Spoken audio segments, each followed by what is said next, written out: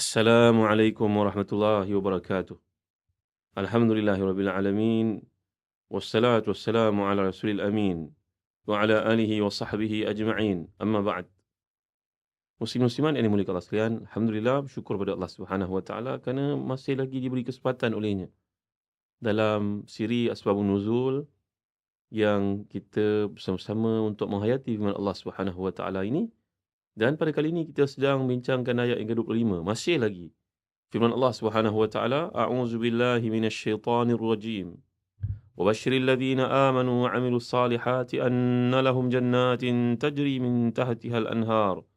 Kullama ruziqu minha min thamaratin rizqa qalu hadha alladhi ruziqna min qabl wa utu bihi mutasyabiha wa lahum fiha azwajun mutahharatun wa hum fiha khalidun.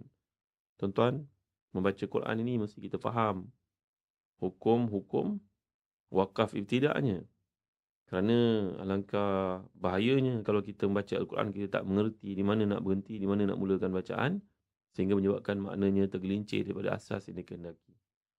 Seorang sahabat bercerita, beliau bersemayang di belakang seorang imam, dan sahabat ini merupakan orang Arab. Lantas semayang di belakang imam tersebut selama puluhan tahun, mungkin lebih 10 tahun. Kemudian si imam itu pun beralih, pergi ke tempat lain, gantikan imam yang baru. Bila imam yang baru membaca surah yang sama, tiba-tiba keseluruhan jemaah yang belakang boleh menangis. Sedangkan mereka telah mendengar bacaan tersebut dikumandangkan oleh imam yang terdahulu. Mereka tak rasa apa-apa pun. Di sinilah letaknya keistimewaan wakaf dan ibtidak yang betul.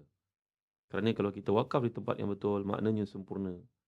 Kalau saya bagi contoh pada tuan-tuan, satu ayat Melayu yang dibaca secara salah oleh seorang yang belajar bahasa Melayu. Ayat ini sepenuhnya kalau dibaca, saya semayang Jumaat di Masjid Syafi'i di Kelang, contohnya. Maksudnya masih Imam Syafi'i lah. Tiba-tiba dibaca silap. Saya semayang Jumaat di Masjid Syafi'i di Kelang. Berubah kan tuan-tuan? Berubah ke tak berubah? Berubah. Nanti orang akan lihat semayang Jumaat di Masjid Syafi'i di Kelang. Syafi'i ni siapa? Ustaz ke? Anak ke? Kawan dan sebagainya. Yang betul kita kena baca, saya semayang Jumaat di Masjid Syafi'i. Katalah nafas orang itu pendek. Masjid Syafi'i di Kelang. Barulah maknanya lengkap. Maka demikian juga tuan-tuan, bila bahasa Al-Quran ini silap berhenti, maka berubahlah maknanya. Saya menggalakkan tuan-tuan, bila nak baca Quran, antara kaedah yang paling baik untuk kita hayati iaitu kaedah wakaf ibtidak. Quran dengan panduan wakaf ibtidak yang telah pun dikemukakan oleh Tan Sri Datuk Hassan Azhari, seorang pakar Quran hafizahullah yang banyak menambah bakti kepada kita, mengajar kita puluhan tahun yang lalu dalam kajian beliau ini, penting untuk kita fahami. Milikilah tuan-tuan Quran yang beliau telah formulasikan, Quran beserta panduan wakaf dan ibtidak. Baik, ayat yang telah dibacakan tadi bermaksud, dan sampaikanlah berita gembira kepada mereka yang beriman dan berbuat baik, bahawa bagi mereka disediakan syurga-syurga yang mengalir di bawahnya, sungai-sungai. Setiap mereka diberi rezeki buah-buahan dalam syurga itu, mereka mengatakan inilah yang pernah diberikan kepada kami dahulu. Mereka diberikan buah-buahan yang serupa untuk mereka kekal dalamnya, dan isteri-isteri yang suci dan mereka itu kekal dalamnya. Telah kita bincangkan pada kuliah lalu, ayat ini mengiringi ayat terdahulu menceritakan tentang azab seksa yang dikenakan kepada golongan yang ingkar. Jadi dalam pendekatan dakwah psikologi kepada anak-anak, tuan-tuan, kita ikutlah metodologi Quran. Quran bila menceritakan hukuman, selepasnya ada hadiah. Menceritakan satu tarhib yang menakutkan, di selepasnya ada targhib, makna berita gembira. Kalau sebelumnya ada inzar, selepas itu ada bisyarah. Maknanya ini pendekatan Quran. Lantas setengah ulama mengatakan bahawa maksud mathani yang merupakan gelaran kepada Quran itu sendiri adalah benda yang berulang-ulang. Pendekatan ini satu datang yang baik, satu negatif, satu positif. Ini yang dipanggil sebagai, tuan-tuan, salah satu daripada maksud tasyabuh. Tasyabuh daripada konteks mathani yang dikemukakan itu. Jadi Allah menyifatkan di sini orang yang beriman dan salih ini, bagi mereka syurga yang mengalir di bawahnya sungai-sungai. Menambah keindahan, kedamaian, rumah yang dikurniakan Allah, diberikan Allah kepada ahli syurga ini, ada sungai-sungai. Maknanya ada pohon di situ, ada pokok-pokok. Dan kemudian digambarkan kullama ruziqu minha min thamaratin rizqa qalu hadha alladhi ruziqna min qabl. Setiap kali diberi rezeki buah-buahan dalam syurga itu, mereka berkata, macam kami pernah jumpa je buah-buahan ini. Benar, bentuknya sama. Anggur sebegitu juga. Delima macam tu juga. Tapi tuan-tuan, digambarkan di sini As-Suddi menewakkan daripada Abu Malik, dari Abu Saleh, dari Ibn Abbas radhiyallahu anhum wa ardahum, dan juga begitu juga dari Ibn Mas'ud, daripada ramai para sahabat. Mereka mengatakan bahawa mereka diberi buah-buahan dalam syurga. Setelah mereka melihatnya, mereka berkata, ini dulu kita pernah menikmatinya. Kita pernah melihatnya. Kita pernah membelinya di pasar. Ini juga merupakan pandangan dikemukakan Qatadah, Abdurrahman Zaid bin Aslam, dan juga pendapat Ibn Jarir dalam tafsirnya. Mereka berkata, ini pernah diberikan kepada kami dulu. Kami pernah menikmatinya dahulu. Sama macam kami miliki dahulu. Itu Allah gambarkan wa utubihi mutasyabiha. Mereka diberikan buah-buahan yang serupa. Dalam penggal ayat ini, tuan-tuan, kata Abu Ja'far Razi, meriwayatkan daripada Rabi' bin Anas, daripada Abu Aliyah, bahawa buah-buahan satu sama lain ada kesamaannya, tetapi rasanya yang berbeza-beza. Bayangkan, 5 itu sama juga. Warnanya merah, kulitnya besar seperti itu, tapi rasanya berbeza-beza. Durian, sama je, tapi rupa-rupanya rasanya beza-beza. Dah tu beza pula. Bukan beza daripada dunia saja. Kita menikmati yang pertama, yang kedua berbeza lagi. Subhanallah, Masya Allah, Tabaraka wa Ta'ala. Tak percaya ke tuan-tuan? Ini iman, ini akidah. Kita nak fikir kod logik akal kita memang susah perkara ni nak digambarkan. Kan itu, pada zaman sebelum kita, pernah ditanya kepada seorang Muslim, seorang anak Islam, seorang budak belajar di sekolah, oleh gurunya yang Yahudi. Dia mentertawakan orang Islam, mengatakan bahawa ke akhirat nanti orang masuk syurga, peluhnya tidak keluar, najisnya pun tidak keluar. Habis duduk kat mana? Dia pakai akal dia yang singkat untuk berfikir seperti itu. Jawapan anak murid ini, seorang Muslim yang komited pada Islam, dia berkata, guru, adakah semua yang guru makan keluar balik semula? Oh, taklah. Mana ada sebahagian kekal jadi zat, badan dan sebagainya. Jawapan anak murid ini, wahai guru, kalau ada yang boleh kekal dalam badan, apa yang menghalang Allah yang mempunyai kuasa yang besar?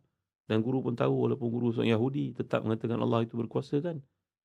Inama kana amruhu idza arada syai'an an yaqula lahu kun fayakun kan? Sama juga dalam Taurat kan? Allah Maha berkuasa kan? Apa salahnya? Apa masalahnya? Ada orang kita berjumpa dengannya 20 tahun, 30 tahun, 40 tahun kemudian sama aja, tak berubah. Tak tua-tua fulan ini. Dipanggil awet muda. Kalau Allah mampu memberikan kepada setengah orang di dunia dengan nikmat seperti itu. Contohnya tuan-tuan tahu tak Abu Qatadah?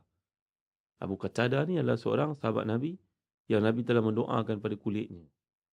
Nabi doakan pada kulit beliau, lalu beliau telah menikmati satu kelebihan mukjizat doa Nabi kepada Allah SWT untuknya, maka umurnya panjang, lebih 70 tahun. Nak mati pun kulitnya, rupanya, uban di kepala pun tidak ada, macam budak usia 17 tahun. Ini adalah nikmat yang Allah berikan untuk orang dalam syurga. Memang akal tidak mampu untuk fikirnya. Itu sebab nyatakan hadis, mala ainun ra'at, wala udhunun sami'at, wala khatara ala qalbi bashar. Orang masuk syurga ni, dia melihat benda yang tak pernah terfikir olehnya. Dia mendengar nikmat yang sangat luar biasa. Tinggalkanlah mendengar muzik yang haram, wahai saudara. Kerana ia melalaikan kita, melupakan kita kepada Allah Subhanahu Wa Taala. Itu sebab, salah satu sebab muzik yang dipenuhi dengan syahwat ini, muzik yang menyebut perkara-perkara mungkar ini, wajib ditinggalkan oleh sekalian kita. Kerana kat syurga besok Allah akan gantikan satu yang jauh lebih baik daripada semua itu. Jadi ini antara gambaran dikemukakan, buah-buahan ini walaupun dah lebih berbeza dengan yang ada di dunia, namun satu dengan yang lain berbeza-beza. Tuan-tuan boleh bayang, tuan-tuan beli durian 5 biji. Rasa satu tu berbeza. Kadang-kadang berlaku kat dunia kan, tapi tak ketara sangat. Ini durian Musangking, ini durian apa lagi? D24. Ini durian Pahang, ini durian klasik, ini durian Pening lain. Tapi kat syurga besok lebih-lebih ketara lagi. Subhanallah, tuan-tuan yang dirahmati dan dikasihi sekalian.